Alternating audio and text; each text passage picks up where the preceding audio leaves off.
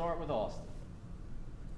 Coach, just the move from Bayless into the slot, just does he seem like he gets more and more confident, and just he seems so tough to tackle and tough to bring down off yards after contact. What kind of makes him that way? Confidence with Bayless is not an issue at all. He really does believe he's good, and he is a really good player. A veteran guy that you can move from outside to inside, like I spoke about earlier in the spring and summer as well. And he's been very productive in the slot. And like you said, he's almost like a running back with the ball in his hands. He's really hard to tackle. He's strong. He plays through contact. He's got really good ball skills. And just, once again, a veteran guy, played a lot of football, and excited to really see his role continue to grow and build. Rob. Coach, back in the spring, I think most of us would have thought that if you guys were going to be good at receiver, some of those sophomores would really have to step up. But instead, you've had three veterans step up and produce more than they have at any point in their careers. Did you see those guys as being capable of that, Cedric, Javonte, and Bayless?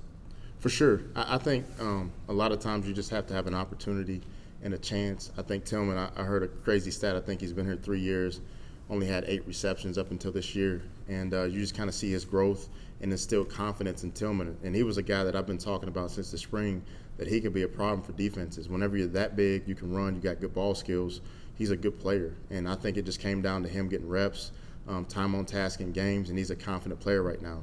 Javonte Payton, another guy that was at another school, didn't really get the opportunities that he wanted to, and now just instilling confidence in him. That's why I recruited the kid. I thought he was a good player, good ball skills, explosive, can run.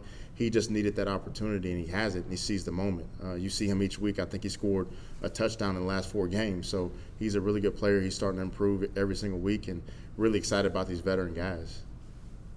Britt in the back. Back here, Coach. In that same vein, we have not seen as much of those younger receivers the last couple of weeks. Kind of where are those guys, Jimmy Callaway and some of those young guys? And kind of what was the thinking in paring down what looks like you pared down the reps for the wide receivers since SEC or since the Florida game, really? For sure. We got some talented young players that have to really grow up, and it's all about an opportunity. And when those guys get the opportunity to play, you have to capitalize. And I think you saw Jalen Hyatt do that this past game. And then really, you talk about getting into SEC play. One thing that I do know about the SEC is it's a big boy league, and you really want to go with experience. And we've done that the last few weeks, and I think it's paid off. And at the same time, those young guys get a chance to still play a little bit and truly grow, and they're going to be good players. Just got to make sure you seize the opportunity when your time is called. Back to Austin, then West. Coach, you referenced Javonte. He scored every one of those touchdowns like early in the game, then all of a sudden it just kind of disappeared. What's been the cause for that? And then, 2, with Jalen having those drops early in the year, to make the tough catch you made Saturday, how much, as a former athlete yourself, how much can that get a kid like that going when you make a really tough catch after having, maybe some, drops? Yeah, for sure. Javonte, early in games, obviously has made some big-time plays, and it just, every game transpires different.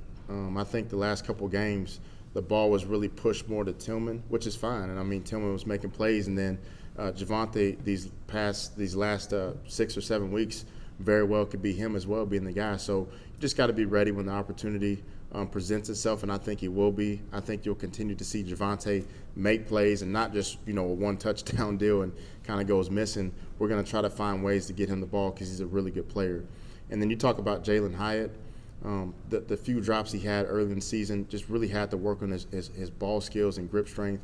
And I think that you see him growing because that catch in the end zone is not something that a normal, every single day receiver makes. You got to really work on those things. And he's put that extra work in as far as working on his ball skills and making those competitive catches. And that's one thing about this league. In the SEC, you got to be able to make competitive catches. And if he continues to do that, he's the fastest guy we got on the team. So he's going to be very, very hard to cover. Kodi, how quickly after Javonte Payton sort of arrived and got on campus and everything, how long did it take y'all to see that, okay, maybe his numbers at state weren't huge, but this guy could play? Not very long. Part of the reason we recruited him was because I saw a skill set. I saw an explosive player with really good ball skills that was twitchy and can really run. And one thing we like in this offense is we like receivers that can run and really blow the top off the coverage. And I think you've seen that in these games. All of his touchdowns have been big plays where he's getting behind the defense. And so it didn't take long when he stepped on campus to know Javonte can be a big-time playmaker for us, and he's done that so far. And so it's our job to really put him in positions to continue to do that. Jimmy? Coach, since Hindo Hooker took over at quarterback, talk about the chemistry he has built by getting all the first team reps in practice between Hooker and the receivers. That's what it comes down to. It's time on task. It's chemistry like you talked about, being able to get those one reps with the one receivers, the guys that you're actually going to play with, because everybody runs different. His ball is different than the other quarterbacks, right? And so it's all about the reps, and I think it's really starting to show and really pay off as far as us in the passing game, being able to hit those timing throws and some of those shots down the field. And I think that's really the difference in the season is early on we weren't making the big plays down the field. We weren't hitting those shots. And now we've really hit those shots, and it's opened up games and opened up big leads early in games where you can kind of relax and continue to play football without the stress that we've had in some of the games. Rick in the back.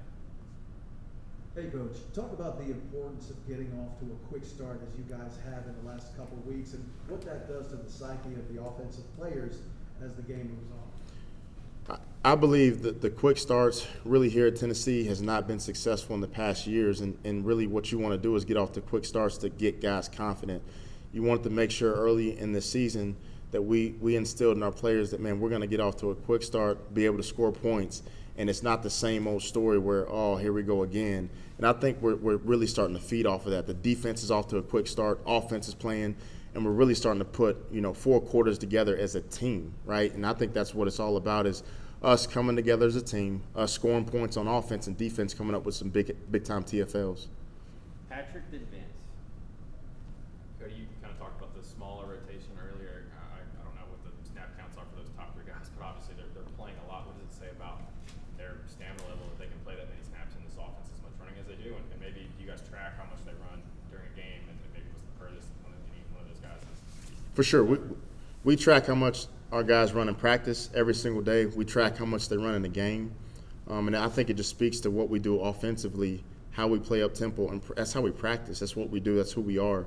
And so when you get into a game and some of those guys are getting upwards of 70, 80 reps, it's not a problem. And they get stronger as the game continues to go because that's what we do. That's who we are, and that's our identity on offense. So been very impressed with the way they've performed so far. And obviously it's a long season. We got to continue to go and stay healthy. But I think we're going to continue to get better and play better on the back end of games.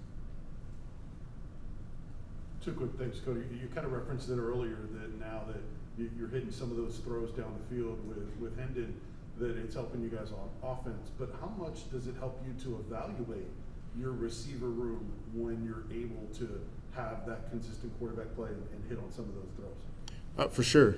You always want to see receivers given an opportunity to make a play, right? As we all know, I believe in if the ball touches your hands, you need to catch the ball. And we've been given those opportunities, and I think for the most part we've made some big-time plays down the field. And like you said, it gives you an opportunity to see where you are in your receiver room. When those guys' numbers get called, they have made plays, and hopefully we can continue to do that. And you guys had kind of, in the players at the postgame, talked about relaxing a little bit, in that second half of the game. How do you guys avoid that moving forward?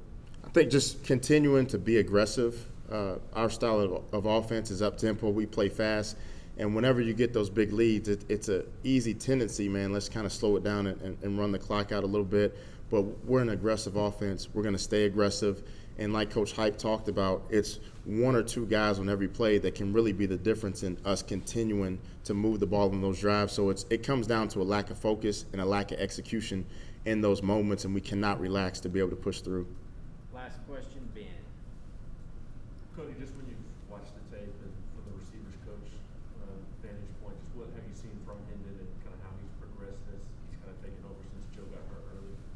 Tell you what, Hendon, phenomenal quarterback, great competitor. What I see more than anything with Hindo is the moment's not too big. He sits in the pocket, and the guy gets beat up, and he runs the ball 15, 20 times a game, and he's really the toughest guy on the field. And that's what you want to see from a quarterback, that guys have confidence in him, that when you sit in the pocket and you take hits like he does and you're still able to complete balls down the field, that's big time on his part. And, man, we got confidence in whoever the quarterback is. And obviously right now Hindo's kind of taken the bull by the horns the last few weeks, but been extremely excited for him because he's a great kid, phenomenal, humble competitor, and it shows up on game day.